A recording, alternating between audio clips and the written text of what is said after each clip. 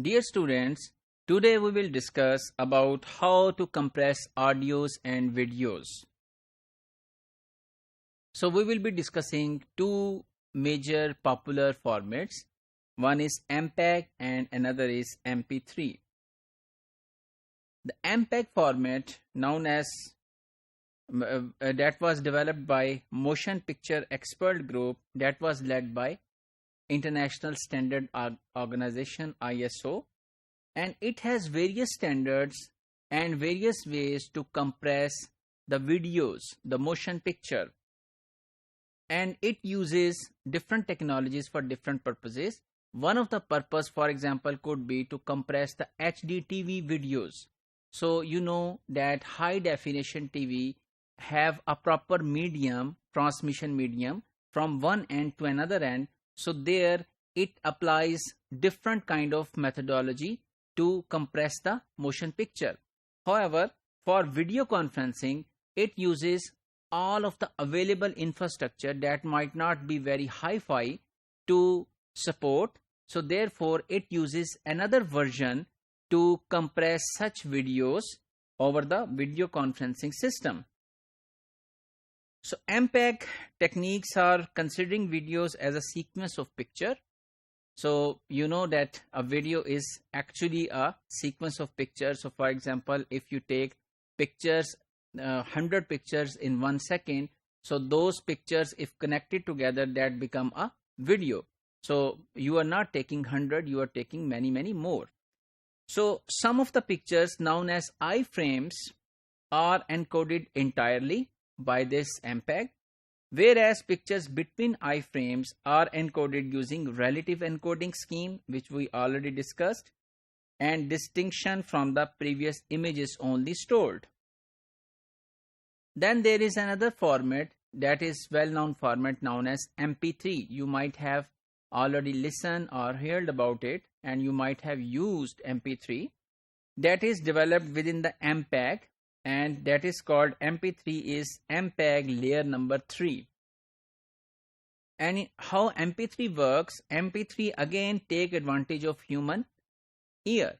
So it tried to trick our human ear to make the reductions in the size. For example, one of the way that it used is temporal masking. So you know, for a short period after a loud sound, we cannot hear a soft sound.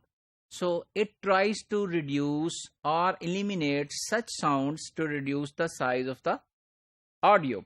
Then it uses frequency masking.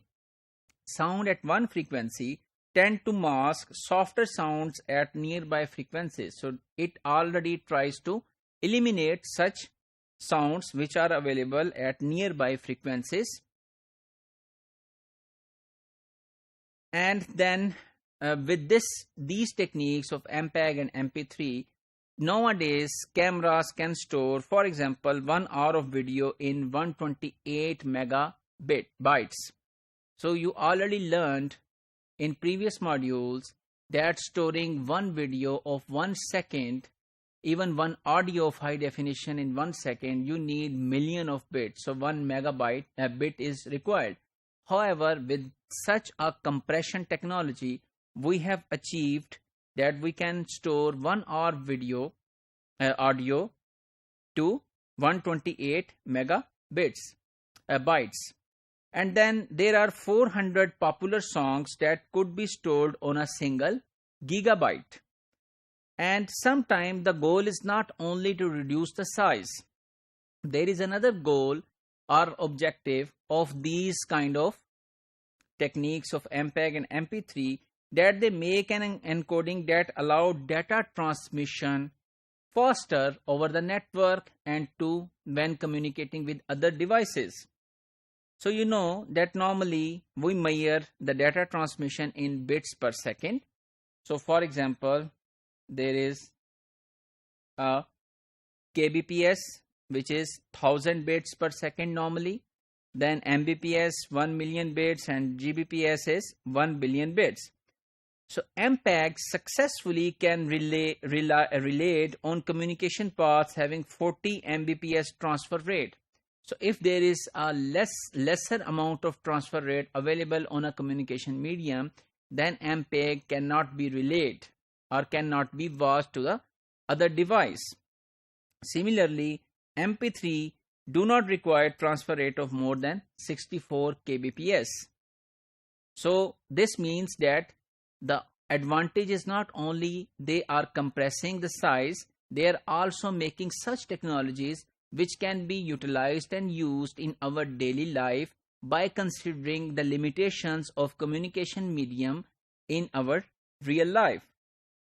So if we summarize today's module, we have learned how to compress audios and videos. We have discussed MPEG and MP3 formats, and we have seen how the space is compacted and how the transfer rate has been made perfect by these techniques to actually being used in the real environment.